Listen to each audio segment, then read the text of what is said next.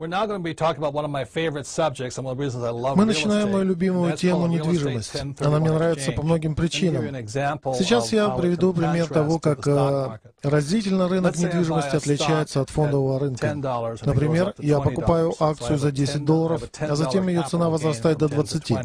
Следовательно, прибыль будет $10. Но мне достается не вся сумма. Сегодня налог на такого рода прибыль составляет около 35%, если я продаю акцию, и 15%, если я ее покупаю. Не скажу, что недвижимость полностью лишена налогообложения.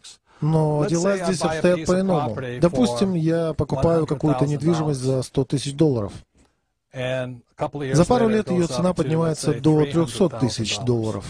Продав эту недвижимость, я получу $200 000 прибыли, и мне придется заплатить государству всего 15%. Это не так уж и плохо, поскольку, сделая я это еще год назад, мне пришлось бы расстаться с 35% своих денег.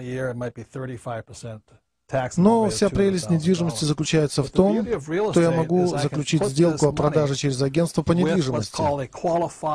Если всю капитальную прибыль с этой сделки я потрачу на приобретение у того же агентства более крупной недвижимости, скажем, стоимостью в $1 миллион, и внесу эти 200 000 как авансовый платеж, то эта сумма останется нетронутой налогами. Это позволяет мне самому распоряжаться налогами на мою прибыль и получать еще большие прибыли с течением времени. Формально мы обязаны платить налоги на прибыль, но многие люди не делают этого, заключая подобные сделки, пока им самим это не надоест. В этом и есть преимущество недвижимости. Специалисты по недвижимости и всевозможные брокеры помогут вам найти наиболее приемлемые для вас варианты с наименьшими затратами и наибольшей возможностью возможной прибыли. Итак, самым большим преимуществом рынка недвижимости перед рынком ценных бумаг является то, что вы продаете, но не платите налогов на прибыль. Without having to pay that much in taxes. And so that's one of the advantages of real estate over paper assets such as stocks, bonds, and mutual funds.